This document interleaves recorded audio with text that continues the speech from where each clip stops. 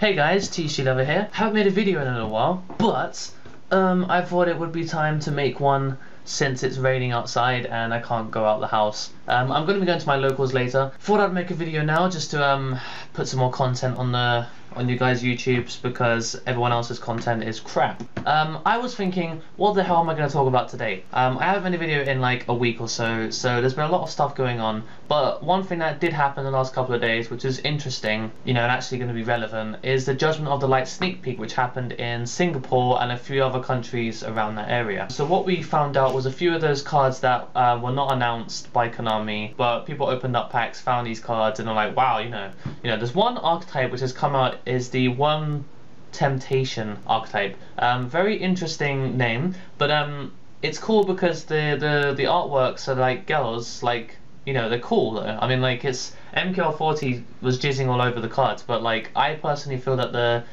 archetypes that have girls on them tend to do quite favourably against the female player base, and guys don't mind playing them because it's not like they're offensive or something. It's just good marketing, really. I mean, the artworks themselves, regardless of the fact that there's girls on them, are actually really cool looking artworks, you know. Sometimes artworks just stand out, they're colourful, entices you to want to play the deck. Okay, we've got 3 different Worm Temptation monsters and we have 1 trap card. And the archetype basically utilizes hole and trap hole trap cards. So it's kind of interesting because there's quite a few different hole or trap hole cards.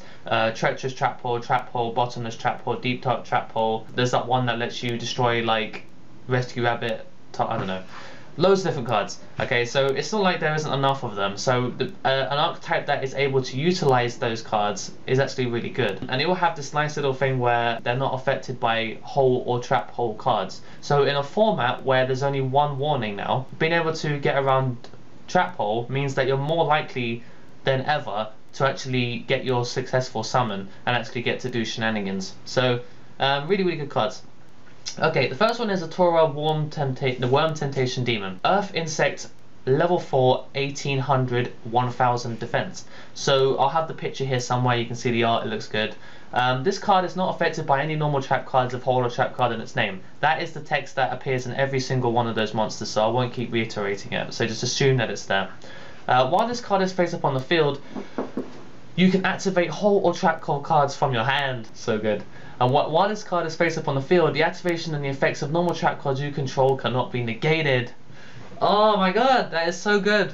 Can't believe it. I mean, think about it. I mean, you just summon it, end your turn, and then they just do shenanigans thinking, oh, you got no back row, and then you just activate Bottomless and just kill their monsters, and like they go Rescue Rabbit and you just reveal Bottomless. You know, watch them swim. Obviously, you can use Forbidden Lance still, you know. However, the activation and the effects of the cards that you control cannot be negated, so stuff like Solemn Judgment is no longer useful. There's a few cards that, you know, and I think this kind of thing allows it to get around Shockmaster, since if they're called traps and then you activate the cards from your hand, I think you're allowed to get around that, so it's cool.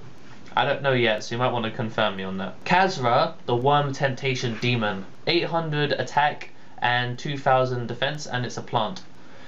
This card is not affected by normal trap cards, blah blah. When a normal trap card with hole or trap hole in its name is activated, you may select a Worm Temptation Demon besides this card from your deck and add it to your hand or special summon it. So basically, every time you do a Bottomless, you get to special summon another monster. So that's really, really, really good. And you don't get to special summon another copy, but you get to summon another level 4, which means you get to do rank 4s. And then there's obviously going to be an Xyz monster for this archetype, which lets you to search, allows you to search cards or something like that. So it's really, really good. I just don't like the fact that it's a little bit weak, but at least you can back it up with trap holes and Bottomlesses and stuff like that. Tryon, the Worm Temptation Demon, 1600 attack, 1200 defense. This card is not affected by those cards. When this card is successfully summoned, you can add a trap hole or a hole card from your deck to your hand. Also, when this card is successfully special summoned, you can select a spell or trap card on your opponent's field and destroy it. So if you special summon it with Khazra,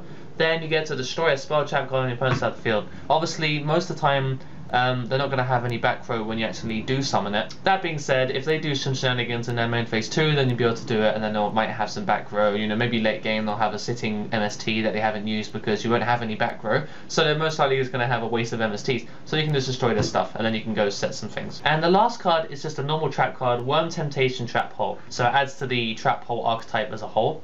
When a monster that is special summoned this turn on your opponent's field activates its effect, you can activate this card.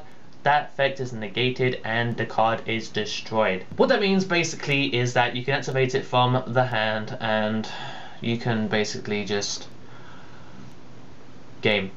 So yeah, and I think that's enough crazy waving my hands around today. So I hope you guys enjoyed this archetype. Obviously it's not completely ready yet. It's like the War Gods when I talked about it. There's a few cards that hadn't come out, that hadn't been seen yet, so we didn't really have enough to say about it. But this archetype is really small right now and it could get bigger depending on what we find out maybe in the set after that. I think it's called Shadow Spectre or something. Really interesting. It's worth taking a look at this archetype and actually monitoring it over time to see if it gets better.